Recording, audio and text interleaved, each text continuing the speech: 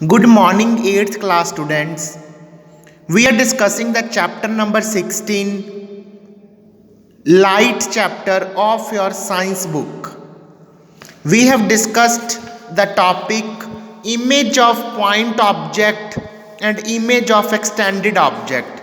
Now, we will extend this topic further and discuss about the concept of multiple images, that what are multiple images and how multiple images can be formed when reflected light is reflected again and again. If incident light is there and reflection of the light, that is the reflected light, is again reflecting and reflecting, you see here in the diagram that this is the incident light and this is the reflected light, again it get reflected, again it get reflected, so we will get the multiple images.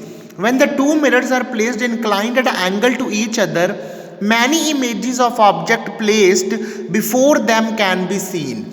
In this case, it is told that if the two mirrors, for example, I have taken this one mirror and this again one mirror, and their angle is there, some angle is in between the two mirrors, then multiple images are formed.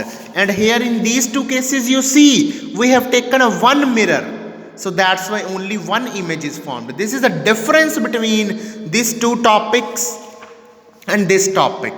The number of images seen, however, depend upon the angle at which the two mirrors are placed.